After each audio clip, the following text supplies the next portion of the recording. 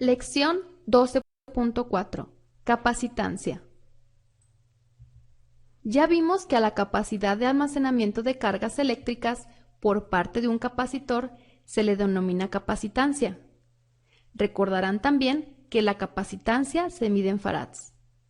Sin embargo, se sabe que la capacitancia tiene un efecto particular sobre el comportamiento eléctrico de los capacitores y de los circuitos que incluyan uno o varios. Veamos de qué se trata. Cuando el voltaje de un circuito eléctrico varía, la capacitancia del circuito se opone a esta variación.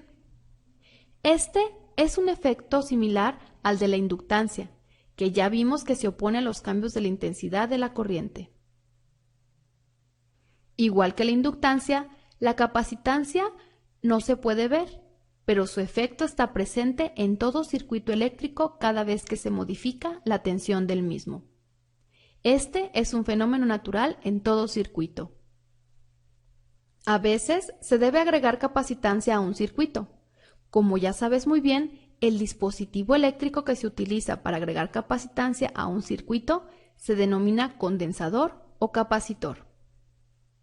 El efecto más importante producido en un circuito por la capacitancia tiene que ver con el ángulo de fase. La relación de fase entre las ondas de intensidad y tensión en un circuito capacitivo es exactamente lo opuesto de la del circuito inductivo. Como recordarás, en un circuito inductivo puro, la onda de intensidad se retrasa 90 grados con respecto a la de tensión. En cambio, en el circuito capacitivo puro, la onda de intensidad se adelanta a la del voltaje en 90 grados. Igual que en los circuitos inductivos, el ángulo real de fase depende de la relación entre la capacitancia y la resistencia presentes. Observa detenidamente y compara las tres gráficas de la derecha.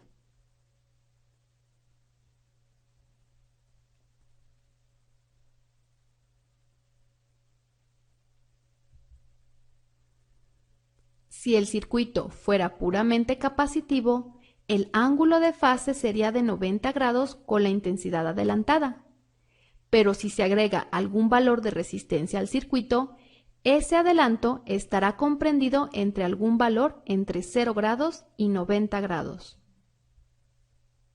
Como has visto hasta ahora, al aplicar un voltaje de corriente continua a un capacitor, este se cargará hasta igualar el voltaje de la fuente, momento en el cual la corriente cesa.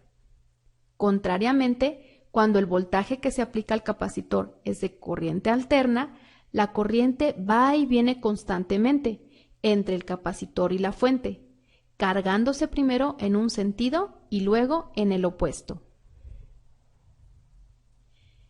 Esta característica del capacitor, que se dice que permite el paso de cualquier corriente de corriente alterna, o aún de corriente pulsatoria, impidiendo en cambio el paso de la corriente continua.